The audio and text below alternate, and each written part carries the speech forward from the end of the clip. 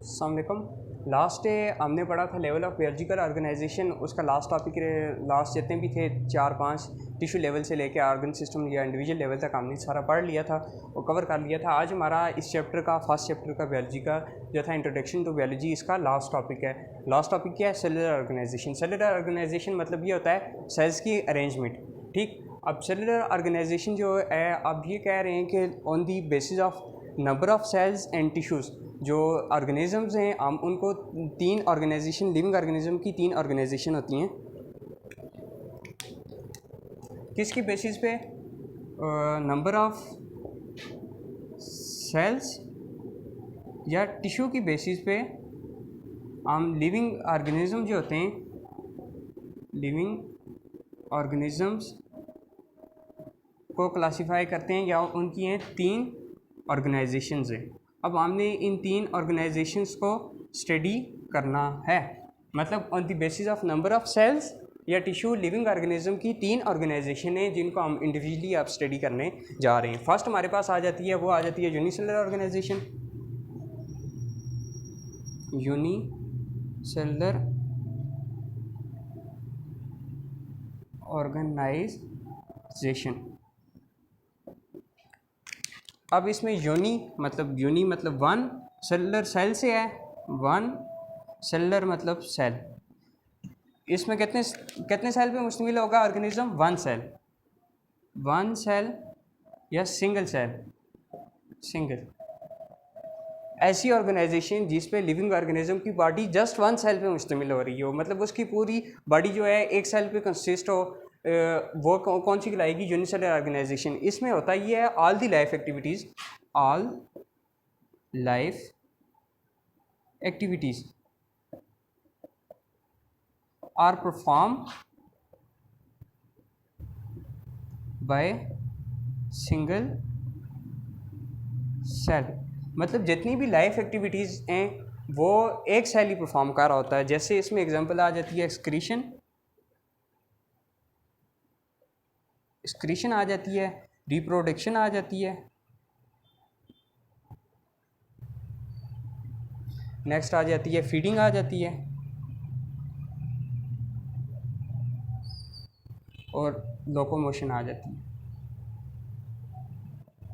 मतलब जितनी भी लाइफ एक्टिविटीज़ हैं जो एक नॉर्मल ऑर्गेनिज्म प्रोवाइड करता है, परफॉर्म करता है, वो सब की सब इस यूनिसेलुलर में भी हो रही होती हैं। लेकिन इसमें सिर्फ ऑर्गेनिज्म की बॉडी जो होती है एक सेल पे मुश्तमिल होती है, या एक सेल को कहते हैं आप, वो एक सेल एक ऑर्गेनिज्म होता है। एक्सक्रीशन होता है मतलब बॉडी से जो वेस्ट मटेरियल होता है उसका रिमूव करना होता है। रिप्रोडक्शन होता है न्यू ऑर्गेनिज्म प्रोड्यूस करवाना अपने जैसे, और फीडिंग ये होता है कि खुराक लेना, उसका सारा फूड शूट लेना, और लोकोमोशन होता है एक जगह से दूसरी जगह मूवमेंट करना। ये जितनी भी एक्टिविटीज़ होती हैं वो जस्ट सिंगल सेल परफॉर्म कर रहा होता है, एक ही सेल परफॉर्म कर रहा होता है। आप ये कह लें कि जो एक सेल होता है वो पूरा एक ऑर्गेनिज्म होता है। इसमें ये आगे यूनिसेलुलर ऑर्गेनाइजेशन, इसमें एग्जाम्पल दी हुई है इन्होंने। एग्जाम्पल में आ जाता है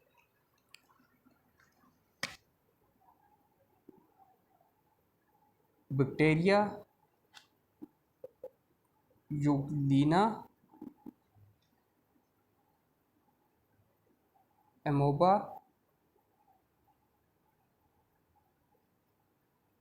पैरामीशियम। बैक्टीरिया मतलब बैक्टीरिया की आपको ये शो हो रही है इसमें, यह है कि बैक्टीरिया में ये होता है कि आप सिंगल सेल ऑर्गेनिज्म है, मतलब इसके साथ ये बाहर जो लगे हुए हैं वो सब पे सिलिया, ये जो लास्ट वाले हैं फ्लैजेला हैं जिनकी मदद से ये मूव करता है। तो ये सारा इसका स्ट्रक्चर है और ये सिंगल सेल पे मुश्तमिल है, मतलब पूरी बॉडी एक सेल पे मुश्तमिल है और सारी जो लाइफ एक्टिविटीज़ हैं वो सिंगल सेल का रहा है। नेक्स्ट आपको बताया हुआ है ये एमोबा। तो एमोबा में भी वही बताया हुआ है सब कुछ, मतलब जो बॉडी है जस्ट सिंगल सेल की तरह है। पैरामीशियम बताया हुआ है और लास्ट पे आपको यूग्लिना बताया हुआ है, मतलब सिंपल जो पूरी बॉडी एक ही सेल पे मुश्तमिल कर रही है या एक ही सेल पे कंसिस्टेड है। तो ये आ गई हमारे पास यूनिसेलुलर ऑर्गेनाइजेशन। नेक्स्ट हमारे पास आ जाती है कॉलोनियल ऑर्गेनाइजेशन।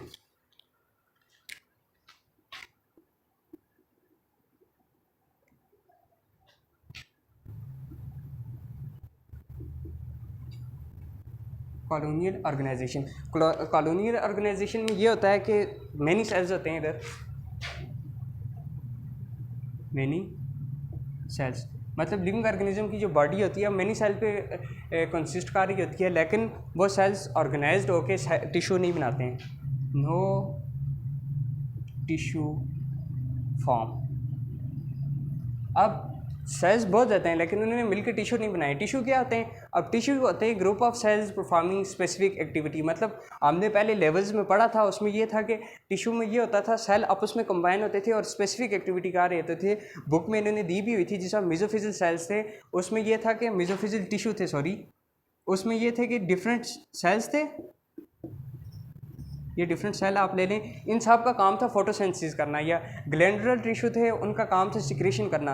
मतलब एक स्पेसिफिक फंक्शन के लिए या स्पेसिफिक एक्टिविटी के लिए तमाम सेल्स कंबाइन होकर टिश्यू बना रहे थे। इसमें यह है, इसमें जो ऑर्गेनिज्म है या बॉडी है, मेन बॉडी, वो मैनी सेल्स पे तो कंसिस्टेड है लेकिन वो परफॉर्म इकट्ठे होकर एक ही फंक्शन नहीं परफॉर्म कर रहे बल्कि उसके अंदर जो सेल्स हैं वो अलग अलग अपने फंक्शन परफॉर्म कर रहे हैं।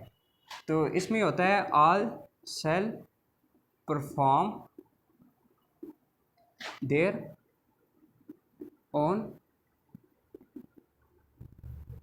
फंक्शन। मतलब आर सेल जो अपने मतलब एक्टिविटीज़ हैं, लाइफ एक्टिविटीज़, मतलब स्क्रीशन, रिप्रोडक्शन, फीडिंग, लोकोमोशन अलग अलग कर रहा है, लेकिन हो क्या रहा है, वो सारे सेल मिलके इकट्ठे रह रहे हैं, एक ही जगह पे रह रहे हैं, जस्ट एक जगह पे इकट्ठे रह रहे हैं। बाकी अपना जो उनके काम है, इंडिविजुअल काम है, वो इंडिविजुअली कर रहे हैं, मतलब वो खुद कर रहे हैं। इसकी आप इन्होंने एग्जांपल दी हुई है बुक में। एग्जांपल पे है फॉर एग्जांपल इसमें है वॉल्वैक्स। अब इसकी क्या है, ये वाटर में होता है, कॉलोनियल ऑर्गेनाइजेशन है,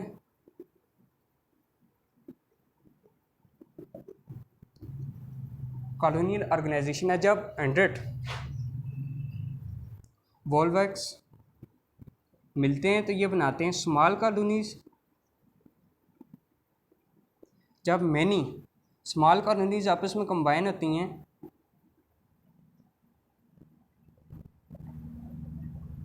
ये बनाती हैं लार्ज कॉलोनी। मतलब जिस तरह ये 100 वॉल्वैक्स हैं यहाँ पे, इन्होंने बनाई एक स्मॉल कॉलोनी, इसी तरह इधर भी 100 होंगे, इन्होंने बनाई एक स्मॉल कॉलोनी, ये एक स्मॉल कॉलोनी, इस पूरी को हम लार्ज कर लेंगे जो बहुत ज़्यादा स्मॉल कॉलोनीज़ पे मुश्तमिल होगी। इस तरह मतलब 100 पे वॉल्वैक्स मिलेंगे, स्मॉल कॉलोनी बनाएंगे। जब स्मॉल कॉलोनीज़ आपस में कंबाइन होंगी, इकट्ठी होंगी एक जगह पे, उनको लार्ज कॉलोनी कहेंगे। वॉल्वैक्स की एग्जांपल आ जाती है। अब ये कह रहे हैं वॉल्वैक्स के पास होते हैं 2 फ्लैजेला। फ्लैजेला जिस तरह बैक्टीरिया में थे उसी तरह फ्लैजेला होते हैं इनके पास। फ्लैजेला लोकोमोशन में हेल्प करते हैं। जब फ्लैजेला मूव करते हैं तो उसकी वजह से जो इंडिविजुअल सेल है वो मूव करता है, लेकिन जब पूरी कॉलोनीज़ के अंदर जितने भी वॉल्वैक्स हैं उनके फ्लैजेला मूव करेंगे तो उसकी वजह से पूरी कॉलोनी क्या करेगी, वाटर में स्विम करेगी, एक जगह से दूसरी जगह जाएगी, स्विमिंग करेगी वाटर में। ये होता है कि वॉल्वैक्स के कॉलोनी के अंदर होता है। 2 पढ़ी हैं हमने, यूनिसेलुलर पढ़ी है और कॉलोनी की पढ़ी है। और नेक्स्ट हमारे पास लास्ट वन आ जाती है, वो आ जाती है multi cellular. Multi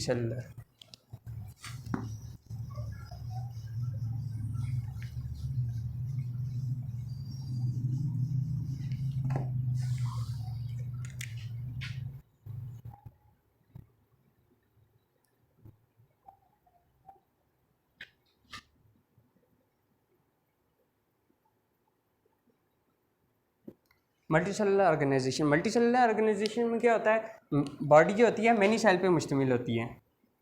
many cells, body consist of many cells that are organise into, लेकिन वो सेल्स ऑर्गेनाइज होकर क्या बना रहे होते हैं, टिश्यू बनाएंगे, ऑर्गन बनाएंगे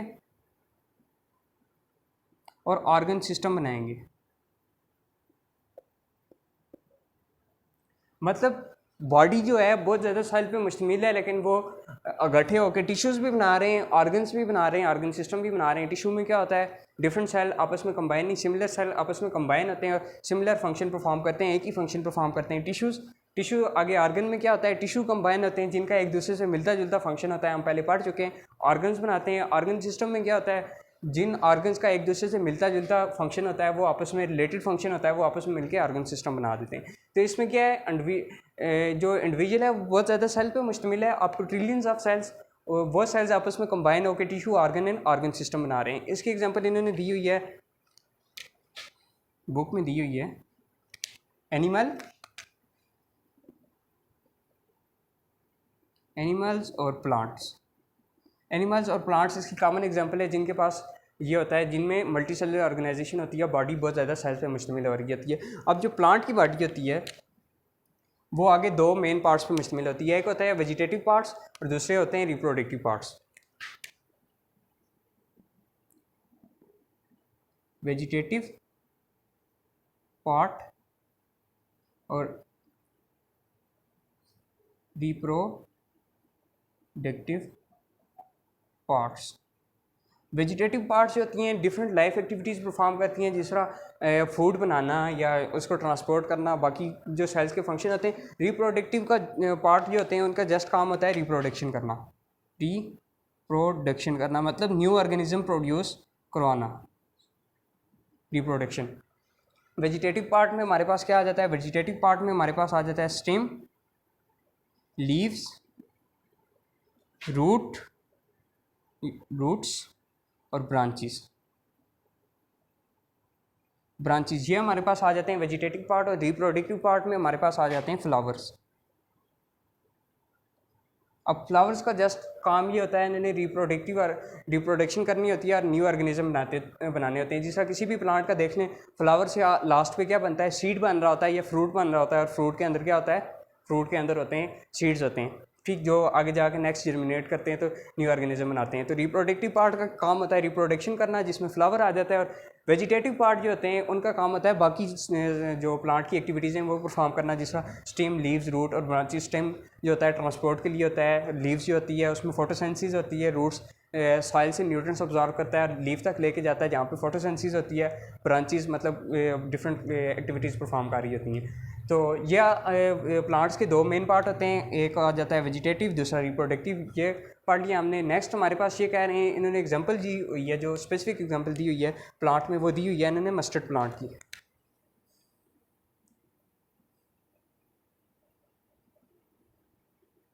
प्लांट, अब मस्टर्ड प्लांट जो है इसका ये कहते हैं, जो सीड होते हैं, सीड जब हम लगाते हैं, ठीक, बोते हैं सीड, ये हम विंटर में at the start of winter, मतलब जब सर्दियाँ स्टार्ट होती हैं तब हम इसके बीज लगाते हैं, और ये वापस जब इससे पूरा प्लांट बन जाता है, मतलब ये सीड लगा, सीड से आगे पूरा प्लांट जर्मिनेट कर गया, तो ये प्लांट जब आगे जाके सीड प्रोड्यूस करेगा वो कब करता है? At the end of winter ये क्या करेगा? दोबारा सीड प्रोड्यूस कर देगा। मतलब प्लांट विंटर के शुरू में, सर्दियाँ स्टार्ट होने से पहले हमने इसके सीड लगाए, फील्ड में लगाए, मतलब खेत में लगाए, और उससे पौधा बन कितने अरसे में बना? मतलब विंटर ख़त्म होने तक पौधा बन गया, और पौधे ने बन के वापस क्या किया? फ्लावर्स बनाए, और फ्लावर से वापस क्या बन गए? सीड बन गए। ठीक, ये मस्टर्ड प्लांट किया। अब ये इसकी ये कह रहे हैं कि इसका जो वेजिटेटिव पार्ट होता है, वेजिटेटिव पार्ट, ये एज अ वेजिटेबल यूज़ होता है, मतलब आप फूड के तौर पे इसका इस्तेमाल करते हैं। और सीड्स जो होते हैं वो उनसे हम ऑयल बनाते हैं, एक्सट्रैक्ट करते हैं ऑयल, उनका डिफरेंट टेक्निक्स के थ्रू उसके सीड से ऑयल बनाते हैं। मल्टी सेलुलर ऑर्गेनिज्म बड़ा मैनी सेल्स पे मुश्तमिल होता है, सेल्स कंबाइन होकर टिश्यू बना रहे होते हैं, ऑर्गन्स बना रहे होते हैं, ऑर्गन सिस्टम बना रहे होते हैं। कॉमन एग्जांपल हमने देखी इसमें एनिमल की आ जाती है और प्लांट की आ जाती है।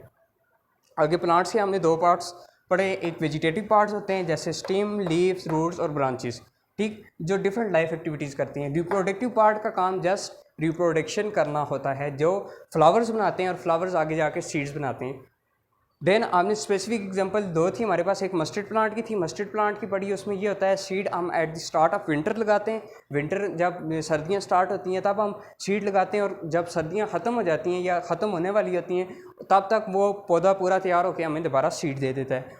इसके जो वेजिटेटिव पार्ट होते हैं, मतलब रूट, स्टेम, ब्रांचेस जो होते हैं, इनको हम किस लिए यूज़ करते हैं? एज अ वेजिटेबल यूज़ करते हैं। जबकि जो इसके सीड्स होते हैं उनसे हम क्या बनाते हैं? ऑयल्स बनाते हैं या ऑयल एक्सट्रैक्ट करते हैं। नेक्स्ट एग्जांपल हमारे पास जो थी इसी में, वो थी फ्रॉग की। फ्रॉग भी एक मल्टीसेलुलर ऑर्गेनिज्म है।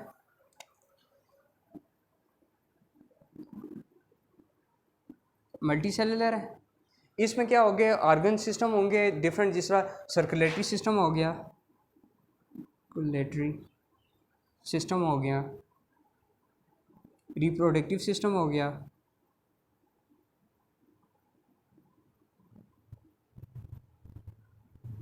Circulatory system, reproductive system, digestive system,